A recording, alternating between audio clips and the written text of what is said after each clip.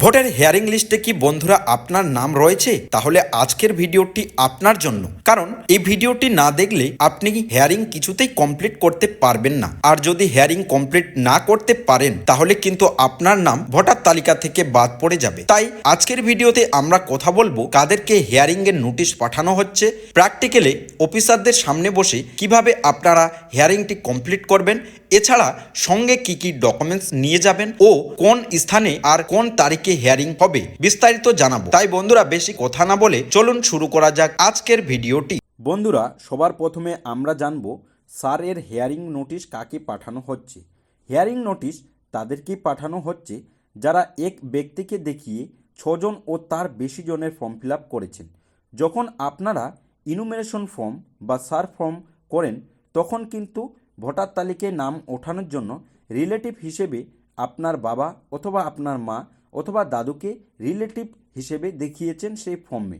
নির্বাচন কমিশন মনে করছে যে সেই সব ব্যক্তি বা ফ্যামিলিদের উপর যারা একজনের নাম দেখিয়ে যারা ভোটার তালিকায় নাম ওঠার যোগ্য না তারাও নাম উঠিয়ে নিয়েছে, তাদের উপর হিয়ারিংয়ের নোটিশ পাঠানো হচ্ছে। এক কথায় বলতে গেলে কনফার্মেশনের জন্য একটি হিয়ারিংয়ের মাধ্যমে প্রুফ চাইছেন। এবার বলি হিয়ারিং ফর্মটি কোথা থেকে আসছে। বন্ধুরা হিয়ারিং ফর্মটি মূলত 270 কাটোয়া বিধানসভা থেকে রিলিজ করা হচ্ছে। হিয়ারিংয়ের জন্য আপনাকেও কিন্তু একটি ফর্ম ফিল আপ করতে হবে। বি নম্বর, এবার বলি বন্ধুরা যে প্র্যাকটিক্যাল হিয়ারিং বিষয়টি কি ও আপনাদেরকে কি অফিসাররা কোনো রকম প্রশ্ন করবে ও কিছু ডকুমেন্টস দেখতে চাইতে পারে, আর যদিও প্রশ্ন করে তাহলে আপনি সেই প্রশ্নের উত্তর কিভাবে দেবেন আর কোথায় হিয়ারিংটি হবে। বন্ধুরা এইসব প্রশ্নের উত্তর দিতে গেলে আপনাদের পুরো ভিডিওটি অবশ্যই দেখতে হবে। তো 1 নম্বরই হচ্ছে হিয়ারিং করতে গেলে আপনাদের বিডিও অফিসে যেতে হতে পারে। 2 নম্বর, কোনো নির্দিষ্ট স্থান অফিসাররা বলে দিতে পারে, যেমন স্কুল বা হাই স্কুল প্রাঙ্গণ, সেখানেও কিন্তু হিয়ারিং হতে পারে। বন্ধুরা আসল কথা বলতে গেলে প্র্যাকটিক্যাল হিয়ারিং বলতে আপনাকে অফিসারদের সামনে বসে কিছু প্রশ্নের উত্তর দিতে হবে, যেমন আপনার নাম কি, আপনার বাবা অথবা মায়ের নাম কি, আপনার আধার কার্ড নম্বর কত, আর মাধ্যমিক পরীক্ষার অ্যাডমিট কার্ড দেখতে চাইতে পারে, জন্ম সার্টিফিকেট ও প্যান কার্ডের নম্বর।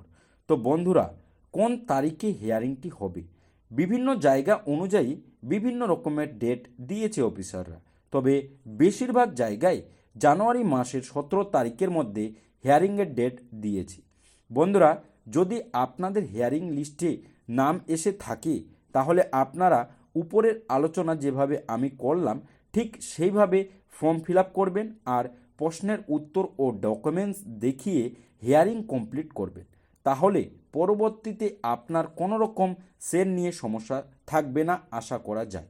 বন্ধুরা যদি হিয়ারিং ফর্ম কিভাবে ফিল আপ করতে হবে দেখতে চান তাহলে কমেন্ট করে অবশ্যই জানাবেন। ভিডিওটি ভালো লাগলে একটি লাইক, লেটেস্ট আপডেট পেতে খবর 360 ইউটিউব চ্যানেলটি সাবস্ক্রাইব করতে ভুলবেন না।